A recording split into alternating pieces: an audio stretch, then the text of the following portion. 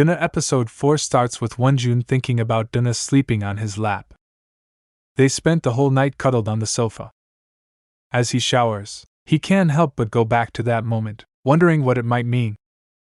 After showering, he starts studying but is still a bit distracted. The following day, he goes to work at the amusement park and Doona visits. She is disappointed he is too busy even for a lunch break. She lies she is fine and tries to enjoy the rides alone. However, it is no fun. Nonetheless, she decides to wait for Wonjun after he finishes his shift. They head out for dinner, and she shares more about herself. She tells him about the time a concert got cancelled and allowed her some free time. However, she couldn't figure out what to do. She then figured out it was because she knew nothing besides singing and dancing. Then she started wondering about her life if she quit being an idol. She didn't know who she was at the time. She then adds that she is figuring it out. Wonjun tells her about his family, his sick sister, and aging mom. He says he has always dreamed about a normal life. They check out their fortune cookie, and Wonjun is shocked that he didn't get a positive one. His fortune says he will meet an enemy, leaving him helpless. Thankfully, he says he is not one to make enemies, so he is not worried. He is also in a good mood, so Doona suggests they go on another date on a good day when the weather is great. On the way home, she asks him not to overwork himself. He admits that he is taking it easy and has been struggling with his recent move. He felt guilty for leaving his aging mom and sick sister behind but found some happiness after a while. He feels it is bad he no longer feels guilty. Doona assures him that is normal, and he says he has never told anyone before, making her laugh at how adorable he is. On the bus ride, Doona opens her fortune, saying she should leave behind her past relationship and focus on a new one. The following morning, Wonjun tells Jinju about the fortune. She asks him to give it to her, promising to throw it away.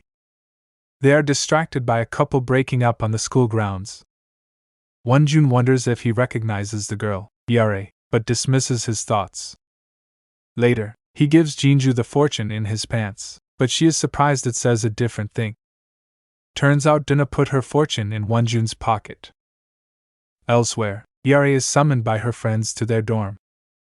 Yare is on the verge of being kicked out and has earned 13 penalty points so far. However, she is more crushed about her breakup, forcing her friends to bring her along to their group date. News of Doona visiting the school to see Wonjun starts getting around. Unfortunately, someone took a photo of Doona and Wonjun when they went out for dinner. The internet is having a ball, trolling Doona. This annoys Wonjun, who hurries home to check on her. He finds her baking, and she asks him not to take the issue seriously. She is used to being trolled, as everyone has opinions on her life. Wonjun asks her to take the matter more seriously. He volunteers to stand by her if she wants to issue a statement or hold a press conference. She questions what he would say if she were to do a press release. Who would he say he is? They start joking about what they would say and where at the press conference. In the meantime, Jinju keeps thinking about the fortune cookie note.